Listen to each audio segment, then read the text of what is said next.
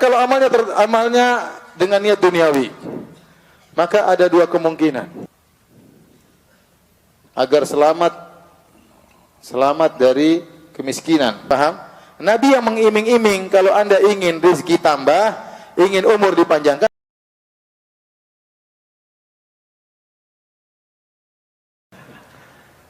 Tapi bagaimana kalau amalnya dengan niat duniawi? Maka ada dua kemungkinan.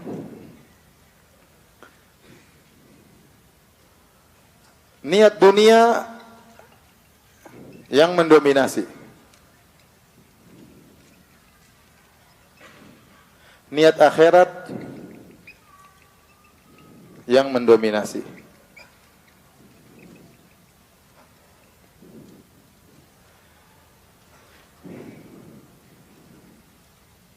Kalau niat dunia yang mendominasi, maka amalnya tertolak, tidak diterima. Man kana yuridul ajila ta'ajjalna lahu fiha ma nasha'u liman nurid. Ya, barang siapa yang mendapatkan sesuatu yang disegerakan, maka kami berikan, tapi dia tidak mendapatkan apa? Pahala sama sekali. Ada orang misalnya jadi imam. Niat yang mendominasi dia supaya dapat gaji imam tersebut. Gajinya besar kalau jadi imam di masjid besar itu. Ya. Kebanyakan orang imam besar di masjid kecil, ya. Dia masjid besar, imam besar juga, gajinya besar. Niat dia untuk cari gaji itu, mendominasi niatnya. Maka dia ini bukan ria, dia tidak ria, tapi dia mungkin dia ikhlas, tetapi dia tidak diterima amalannya. Niat yang mendominasi, ada niat duniawinya. Maka Allah alam bisawab, di sini ada dua model. Ya. Ada yang dunia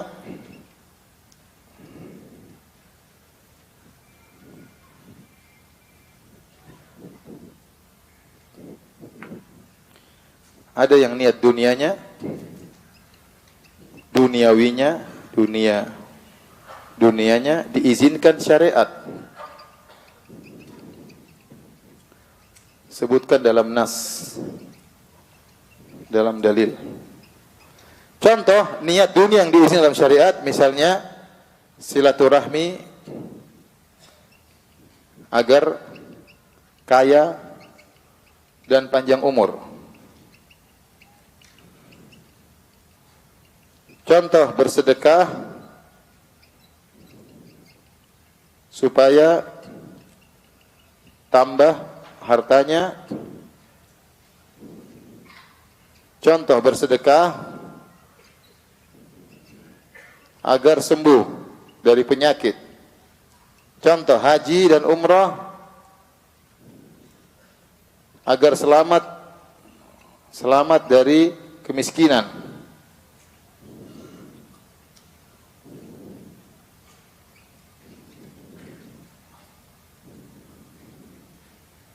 Contoh salat malam agar dikasih solusi oleh Allah. Dikasih solusi oleh Allah. Oleh Allahnya. Contoh perkara-perkara niat dunia diizinkan. Contohnya silaturahmi agar kaya dan panjang umur. Yang jelas niat akhirat yang mendominasi. Tapi dia mendomplengkan niat tersebut, niat duniawinya. Boleh tidak boleh? Nabi yang mengatakan man ahabba an yubsata lahu fi rizqihi wa yunsa'a fi atharihi falyasil rahimah. Kata Nabi, barang siapa yang ingin dilapangkan rezekinya, ingin dipanjangkan umurnya, maka hendaknya dia sambung silaturahmi. Paham? Nabi yang mengiming-iming kalau Anda ingin rezeki tambah, ingin umur dipanjangkan, sambung silaturahmi. Nah, ada orang dia sambung silaturahmi, niatnya itu. Selama niat itu bukan yang mendominasi. Yang mendominasi adalah niat akhirat, maka itu tidak mengapa. Kalau tidak boleh, ngapain Nabi mengiming-iming dengan hal itu? Paham? Tetapi yang mendominasi harus niat apa? Akhirat. Saya mencari surga, tapi saya dompleng, saya tambahkan niat saya supaya rezeki saya lancar, umur saya panjang, enggak ada masalah. Karena Nabi yang menyuruh. Kata Nabi, barang siapa yang ingin. Contoh bersedekah supaya hartanya tambah. Kata Nabi SAW, mana qasat sadaqatun min mal, wa ma zada 'abdan bi afwin illa izzan, wa ma tawadha ahadun lillah illa rafa'ahu. Kata Nabi SAW tiga perkara. Tiga perkara Nabi sebutkan yang zahirnya ini berkurang. Kata Nabi, tidaklah sedekah mengurangi harta. Tidaklah orang memaafkan kecuali Allah tambah kemuliaannya. Tidaklah orang merendah tawadhu karena Allah kecuali Allah tambah derajatnya. Tiga perkara ini zahirnya mengurangi, namanya sedekah berkurang. Namanya orang memaafkan seakan-akan lemah, dia mengalah, lemah dia. Orang mungkin menganggap dia remeh karena dia maafkan. Tetapi Allah tambah kemuliaannya dengan dia maafkan. Tidaklah orang tawadhu karena Allah, dia merendah, dia bantu orang, dia tawadhu, mungkin dia kaya tapi dia tawadhu, kecuali Allah akan angkat derajatnya selama dia karena siapa? Karena Allah Subhanahu wa taala. Nah, kata sebagian ulama seperti Al-Baji dari ulama Malikiyah, mana qasad sadaqat minimal, sedekah tidak mengurangi harta, maksudnya sedekah akan menambah harta di dunia. Sedekah akan menambah harta di dunia. Kalau orang niatnya karena Allah dan dia bersedekah supaya hartanya ditambah, boleh atau tidak? Boleh. Tidak mengapa. Itu tidak merusak pahala sedekahnya. Allah berkata juga, ya bani Adam, unfik alaik. Wahai anak Adam, berinfaklah, aku akan menginfak kepadamu juga. Dia berharap ganti dari Allah Subhanahu wa taala. Wa ma anfaqtum min khairin fahuwa yukhlifu. Apa yang kalian infakkan Allah akan ganti. Wa huwa khairur raziqin, dan Allah sebaik-baik memberi rezeki. Tapi niat dia utama, saya ingin dapat pahala besar di akhirat. Itu niat utama dia. Tapi dia juga sekalian ingin tambah rezekinya, boleh. Contoh bersedekah agar sembuh, kata Nabi, ya, dawu mardakum bisadaqah. Sembuhkanlah orang yang sakit diantarkan dengan apa? Bersedekah. Contohnya lagi apa tadi? Haji supaya supaya selamat dari kemiskinan. Kata Nabi sallallahu alaihi wasallam, ya, tabi'u bainal haji wal umrah fa innahuma yanfiyani adz-dzunub wal faqr kama yanfil kir khabathal hadid. Ikutkanlah haji dan umrah, habis haji umrah, habis umrah haji, karena keduanya haji dan umrah ini bisa membersihkan dosa-dosa dan menghilangkan kefakiran sebagaimana alat pandai besi menghilangkan karat besi. Berarti kalau orang berniat haji supaya hilang kemiskinannya, boleh. Itu niat duniawi, tapi diizinkan dalam syariat, paham? Nah, ada yang tidak disebutkan oleh syariat, ya. Contohnya salat supaya kaya, ya saya enggak tahu ada niatnya. Ada yang mengatakan boleh rajin salat supaya apa? Dimudahkan rezekinya. Mereka berdalil dengan firman Allah Subhanahu wa taala, "Ahlaka bis-salati wastabir 'alaiha la nas'aluka rizqan nahnu narzuquk." Ada dalilnya, ya. Ya. Contoh orang berpuasa supaya sehat, ya. Tidak ada dalil Nabi mengatakan berpuasalah supaya sehat, enggak ada. Enggak ada dalilnya. Nah, kalau ada orang, contohnya, saya gambarkan aja contohnya, puasa supaya apa? Supaya sehat. Supaya sehat. Ada yang puasa sambil diet. Niatnya diet. Nah, kalau ada ibadah-ibadah seperti ini, kemudian ganjaran duniawinya tidak disebutkan dalam dalil, maka ini mengurangi pahala. Ini mengurangi pahala ibadah tersebut. Ini tidak haram, tetapi mengurangi pahala. Mengurangi pahala. Baik, bagaimana kalau riya muncul di akhir?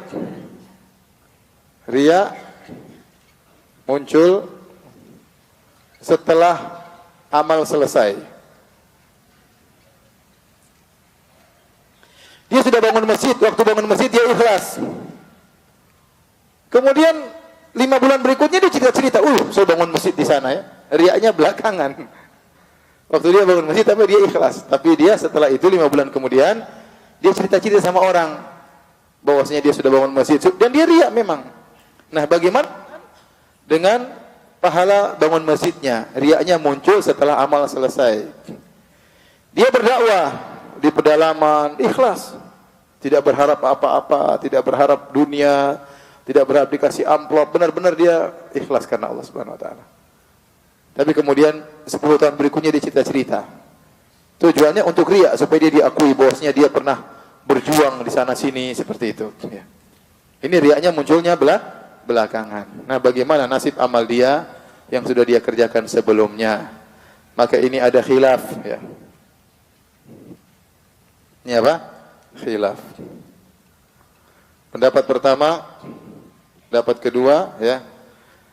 amalnya selamat. Adapun riaknya dosa tersendiri. Tidak ada hubungannya dengan amalan sebelumnya.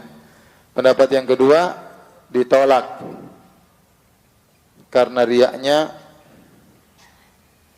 menggugurkan amalannya, menggugurkan amalannya. Ini pendapat Ibnul Qayyim rahimahullahu taala. Ya, karena amalan yang selamat bisa gugur. La tubtilu shadaqatikum bil manni wal adha. Ini dalilnya sangat kuat. Kata Allah, wahai orang beriman, janganlah kalian membatalkan sedekah kalian bil manni wal adha, dengan sebut-sebut menyakiti orang yang kalian bantu. Kalladzi yunfiqu malahu ria'an nas, seperti orang yang berinfak karena riya. Sehingga menurut Ibnu Qayyim bahwasanya orang yang sudah selesai dari amal dia riya belakangan, amalnya gugur. Pendapat yang pertama, amalnya selamat. Riya itu dosa tersendiri. Mudah-mudahan pendapat ini yang benar ya. Ini agak repot juga ini kalau kita pengen selamat, bangun ini cuma cerita sana sini ya. Gugur, nol. Ini nol lagi. Nol, repot ya. Semoga yang benar yang mana?